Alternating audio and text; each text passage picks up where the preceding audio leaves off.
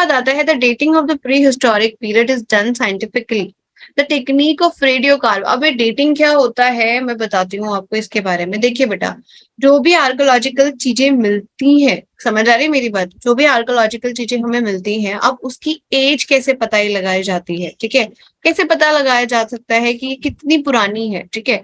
देखो एक बात बहुत ध्यान से सुनना बेटा, we are not able to find the exact age and the exact time कि कब ये क्या चीज कब की है, ये कितने हजार साल पुरानी है या कुछ भी है, बट हमारे पास एक प्रोसीजर तो है, जिस प्रोसीजर को या टेक्निक को हम लोग बोलते हैं carbon dating.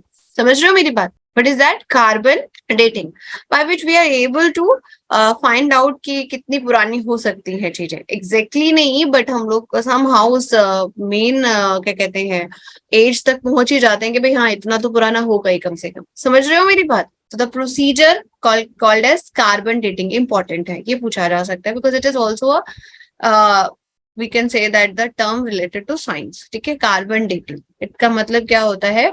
To find out the age of any क्या कह सकते हैं हम लोग आर्कोलॉजिकल एविडेंस या वट एवर जो भी हमें फाउंड मिलता है, ठीक है। अब देखिए, the technique of radio carbon dating is commonly use for the purpose for the find out the age, ठीक है, to find out the time, ठीक है। It is based on measuring the loss of carbon in the organic matter. Obviously सी बात है, we are all made up of carbon, सबको पता है कि हम कार्बन से बने हुए हैं। फाइनली हमें ग्लूकोज मिलता है प्रोडक्ट खाने के बाद। डाइजेशन पढ़ा है सबने?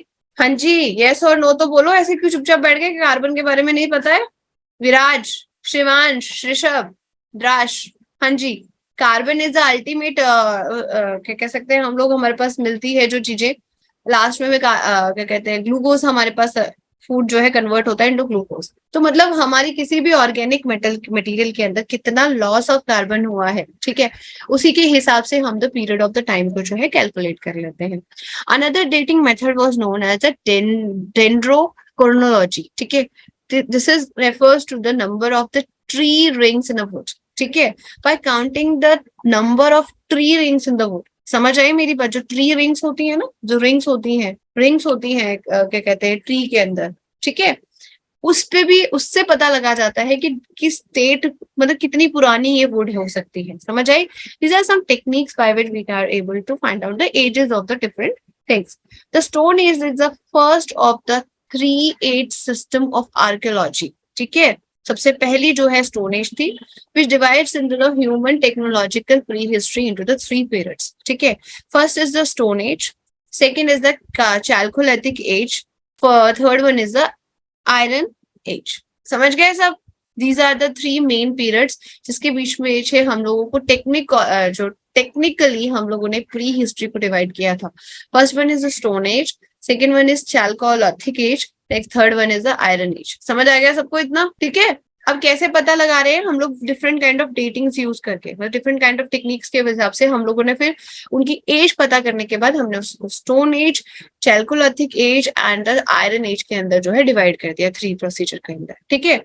स्टोन एज को फिर फर्दर डिवाइड किया। इनके बस डिविजन याद रख लीजिएगा आप लोग, इंपॉर्टेंट है। समझ आ रहा है बेटा आपको? आदित्य समझ आ रहा है तो ऐसे कर दो, नहीं आ रहा तो ऐसे कर, है ना? प्रतीक यादव, प्रियांश बेटा, हर्ष बच्चा, मनस्किरत, देवाश, अमृत्य, ऋषभ, शिवांश, विराज, द्राश एंड दर्श।